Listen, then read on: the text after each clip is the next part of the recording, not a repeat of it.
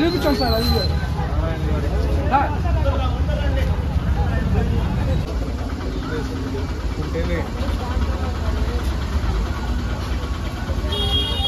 నమస్కారం. ఈరోజు 52 డివిజన్ గతంలో ఇక్కడి నుంచే ప్రజలు నాకు కార్పొరేటర్ చేయడం జరిగింది. నేను మేయర్గా గెలవడం కానీ ఇక్కడి నుంచే జరిగింది. మరి ఇప్పుడు ఎన్నికలు వచ్చేస్తున్నాయి. తెలుగుదేశం పార్టీని గెలిపించుకోవాల్సిన అవసరం ఈ రాష్ట్ర ప్రజలందరికీ ఉంది. మామూలుగా చంద్రబాబు రావాలి అని మేము కోరుకుంటాం, ఎప్పుడు అవతలోడు పోవాలి అని మేము కోరుకుంటాం. కానీ ఈరోజు జగన్మోహన్ రెడ్డి ముఖ్యమంత్రిగా పోవాలి అని మేము కోరుకుంటాం. ప్రజల కోరిక అది. ఎందుకంటే ఎన్ని హామీలు ఇచ్చారు, ఆ హామీలు నామమాత్రానికే చేశారు. నేను 2-3 చెప్పేస్తాను, మీ అందరికీ తెలుసు. ఈరోజు మద్యపాన నిషేధం ఎవ్వరికి సాధ్యం కాదు. ఇప్పుడు ఉండే క్రైసిస్లో మద్యపాన నిషేధం ఎవ్వరికి సాధ్యం కాదు.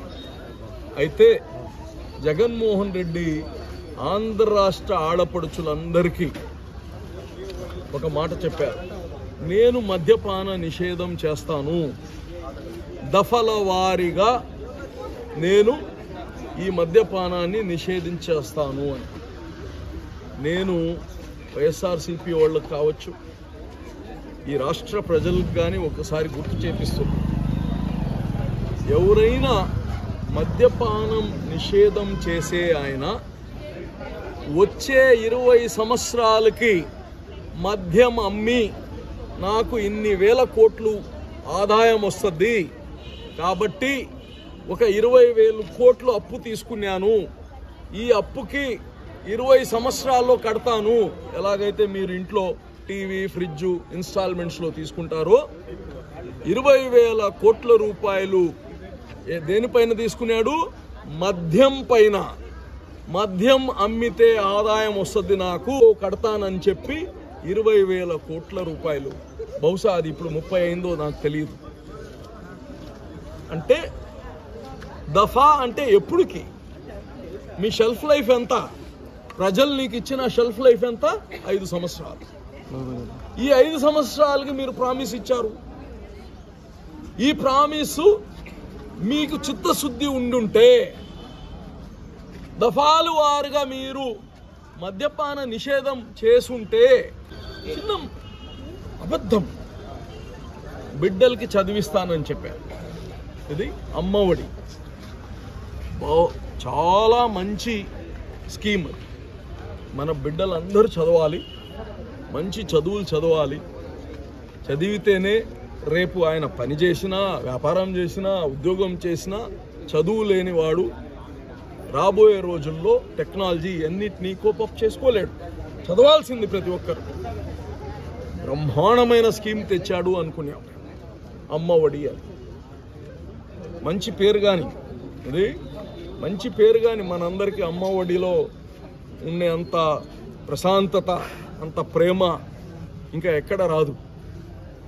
Amma Vodi, beautiful name. జగన్మోహన్ రెడ్డి గారు చెప్పారు, భారతీ రెడ్డి గారు చెప్పారు ఏమని?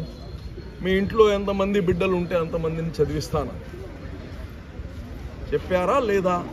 ఆ క్లిప్పింగ్స్ చూపించాలా? మీరు ఇస్తున్నారా? ఒక బిడ్డకు ఆపేశారు, ఒక బిడ్డకు ఆపేశారు. ఎందుకు అబద్ధాలు చెప్పడం? ఈరోజు మేము తల్లికి వందనం, ఇది తల్లికి వందనం పనికి పంపించకుండా మీ బిడ్డల్ని ప్రయోజకులు చేయడం కోసం ఆ చిన్న వయసులో చైల్డ్ లేబర్ చేయకుండా వాడు తెచ్చే 20 రూపాయలు 30 రూపాయలతో కోసం ఆశపడకుండా నేను చూసాం. ఇక్కడ బంగారు పనులు చేయడానికి దానికి చిన్న చిన్న పిల్లకాయలు 5 సంవత్సరాలు 6 సంవత్సరాల పిల్లల్ని వదిలేసి ఉన్నారు. అలాగే కాదు, మేము డబ్బులు ఇస్తాం, చదివిండి, మీ బిడ్డలకి ప్రయోజకులను చేయండి అని ఈ తల్లికి వందనం తీసుకొని వస్తున్నాం. దీంట్లో ఒక అబ్బాయినే చదివిస్తాం, ఒక అబ్బాయి కూలికి పంపు అనేది లేదు. మీకు 3 ఉన్నారా, 4 ఉన్నారా, డజన్ ఉన్నారా, డజన్ మందిని కానీ ప్రయోజకులను చేసే బాధ్యత ఆ తల్లి తీసుకుంటుంది. కాబట్టి అన్నం ఎవరైనా తీసేస్తారండి? రాజు ఎవరైనా అన్నం తీస్తాడా? 5 రూపాయలకి అన్నా క్యాంటీన్ పెట్టాం. 5 రూపాయలకి ఆ అన్నా క్యాంటీన్కి ఏమైనా జగన్మోహన్ రెడ్డి గారి సాక్షి నుంచి డబ్బులు ఇస్తారా? లేకపోతే అన్నా క్యాంటీన్కి సిఎస్ఆర్ ఫండ్స్ ఏమైనా భారతీయ సిమెంట్స్ నుంచి అడిగామా? లేదే.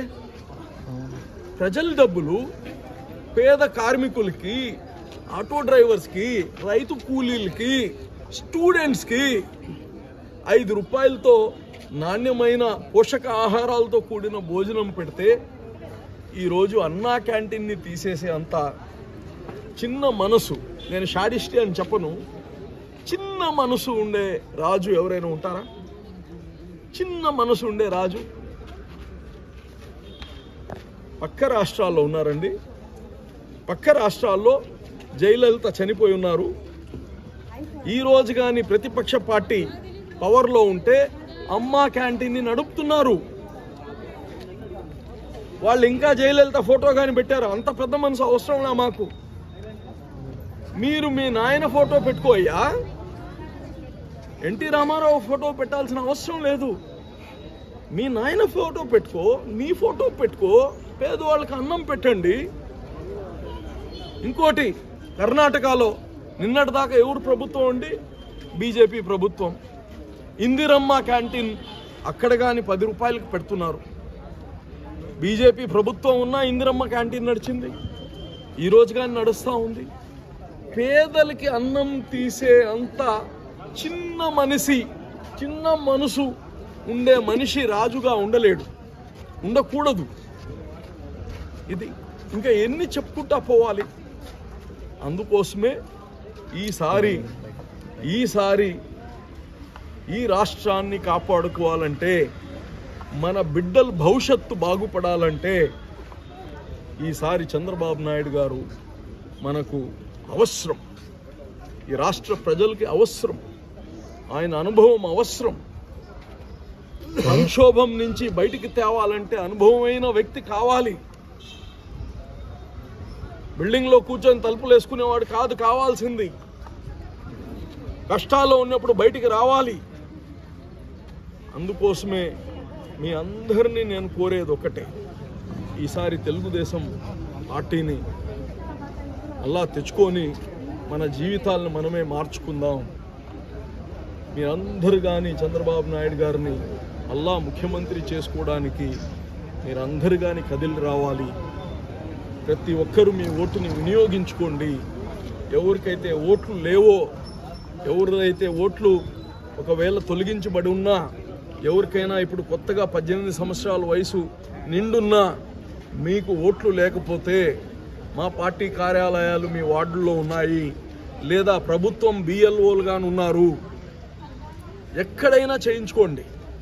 మీ ఓటుని ఉపయోగించుకునేది చూడండి, నమోదు చేసుకునేది మీరందరూ చేయించుకోవాలని కోరుకుంటూ, మరి నెల్లూరు నగరం నుంచి ఈసారి నారాయణ గారు పోటీ చేస్తున్నారు. గతంలో మంత్రిగా ఉన్నప్పుడు, నేను మేయర్గా ఉన్నప్పుడు మా ఇద్దరి కాంబినేషన్లో కొన్ని వేల కోట్ల పనులు చేశాం. ఎప్పుడు కానీ పూర్తి అవ్వవు పనులు. ఇట్స్ ఏ ఆన్ గోయింగ్ పని. మేము ఎన్నో పనులు ఎక్కడ వేసిన గొంగడి ఆడనే ఆగిపోయాం. మనసు లేదు. పేదవాళ్ళకి 1000 ఇల్లులు ఇచ్చామండి. 1000 ఇల్లులు తాళాలు ఇచ్చేసాం. ఆ ఇల్లులు ఇవ్వడానికి మనసు రాలేదండి ఈ ప్రభుత్వానికి. ఎంతమంది ఆడబిడ్డలు వాళ్ళు నగలు తాకట్టు పెట్టి కట్టారండి డబ్బులు. ఆ ఇల్లులు ఇవ్వలేదండి ఈ రోజుకి. రంగులు మార్చారు. ఇదే వీళ్ళకు ఉండే. అందుకోసమే అందరూ సైకో అని పిలుస్తుండేది ఈ ప్రభుత్వాన్ని. ఊరికనే కాదు, సైకో పనులు ఇవి. రంగులు మారిస్తే నువ్వు కట్టేసినట్టు అయిపోద్దా? రంగులు మారిస్తే అయిపోద్దా? అందుకోసమే పెద్ద మనసు ఉండాలి రాజుకి, ప్రభుత్వానికి. పేదల పట్ల పెద్దగా ఆలోచించాల్సిన అవసరం ఉంది. తప్పకుండా నారాయణ గారిని ఈసారి మీరు అందరూ కానీ ఆదరించి ఈసారి నెల్లూరుకి మరింత అభివృద్ధి చేసే అవకాశం ఇవ్వాలని కానీ తెలియజేస్తున్నాను.